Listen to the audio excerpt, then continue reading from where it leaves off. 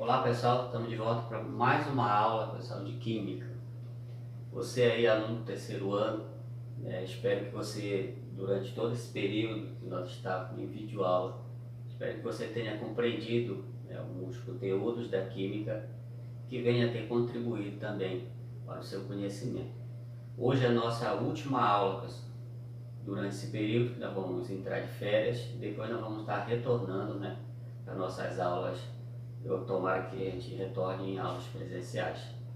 Mas enquanto estiver nesse momento aí de pandemia, a gente vai estar aqui, ainda passando essas aulas para vocês em forma de vídeo aula.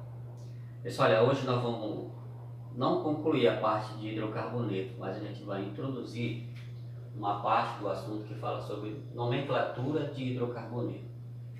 Quando a gente fala de nomenclatura, a gente vai falar, a princípio, primeiro de nomenclatura de cadeia aberta não ramificada. Aí depois a gente vem trazendo as nomenclaturas de cadeia ramificada e de alguns compostos que são um pouco mais complexos. Provavelmente no seu Enem, esse tipo de conteúdo ele não é cobrado. Professor, então por que a gente tem que saber esse conteúdo? Porque você deve ter ali conhecimento de como que é, no caso, a nomenclatura de alguns compostos orgânicos, de como se obtém a nomenclatura de alguns compostos orgânicos mediante algumas regras.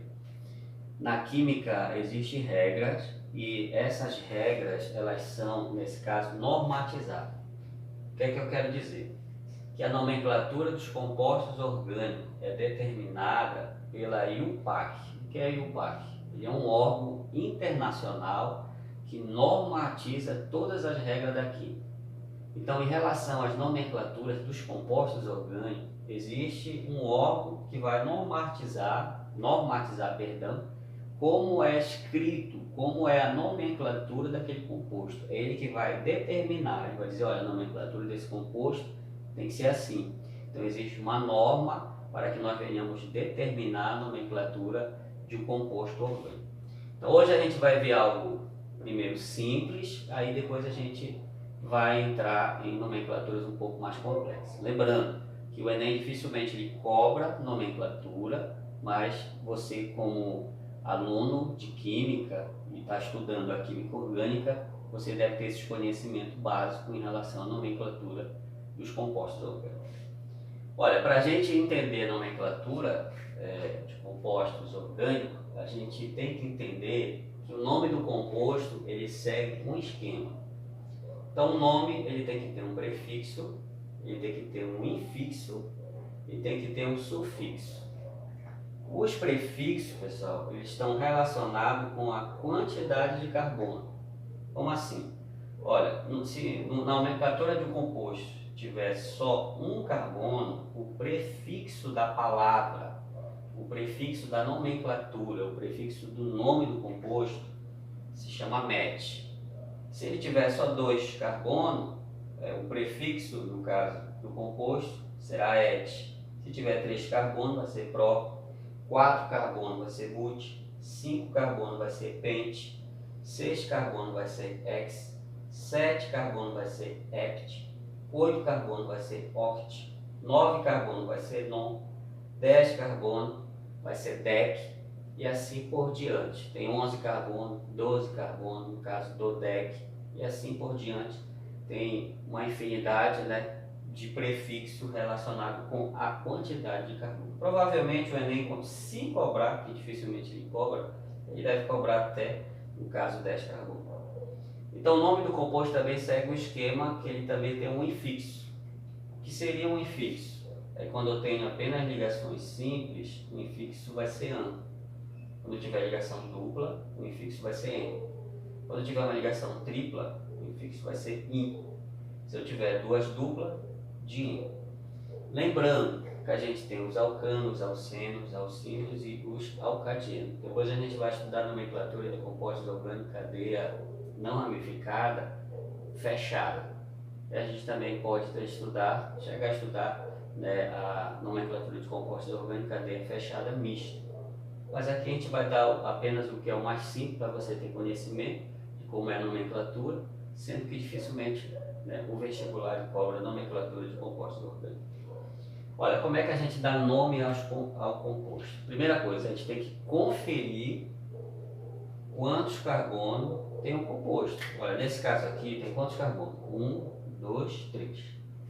Quando eu acho a quantidade de carbono, eu vou dar o prefixo desse composto. Se é 3 carbono, o prefixo vai ser prop. Por isso que eu escrevi aqui, ó, prop. Porque tem quantos carbonos? 3. Primeiro vem o prefixo. Depois eu vou escrever um infixo. O que é um infixo?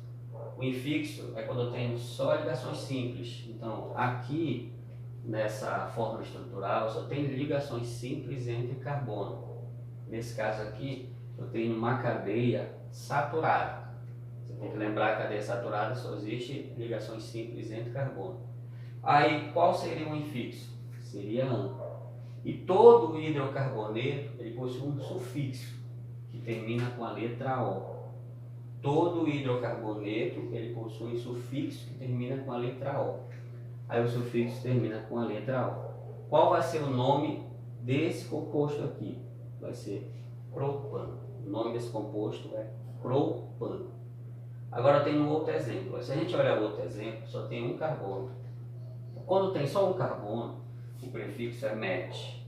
Escrevi em vermelho aqui um carbono met. Como é o metano, se a gente for observar o metano, ele não possui ligações simples entre carbono, ele possui ligações simples entre hidrogênio. Mas é adotado, nesse caso aí, o infixo AN, porque só possui ligações simples.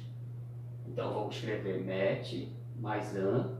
Como ele é um hidrocarboneto, só tem carbono e hidrogênio, termina com O. Então o nome desse composto é o metano. Aí eu tenho outro exemplo aqui embaixo. Eu tenho 1, 2, 3, 4 carbonos. Se eu tenho 4 carbonos, o prefixo vai ser but. Como só tem ligações simples entre carbono, o infixo vai ser AN. Então, but, AN. Como é um hidrocarboneto, termina com a letra O. Nesse caso eu tenho um butano. Pessoal, olha, como a gente vai entrar no período de férias, eu trouxe apenas um exemplo para você ter ideia de como a gente escreve as nomenclaturas dos hidrocarbonetos a partir de regras. A gente leva em consideração esse órgão internacional, que é a União de Química Pura e Aplicada, União Internacional de Química Pura e Aplicada, ela que normatiza essas regras. Eu trouxe essa regra bem simples, né? No caso dos alcanos. Aí na nossa próxima aula a gente vai falar dos alcenos, vamos falar dos alcenos. Desejo vocês aí uma ótima férias, que a gente, durante esse período de férias, a gente venha ter saúde, para que a gente retorne às nossas aulas com saúde. Que Deus venha estar abençoando todos vocês, a sua família, e que nós venhamos passar um período de férias bem, um período de férias com saúde com a nossa família.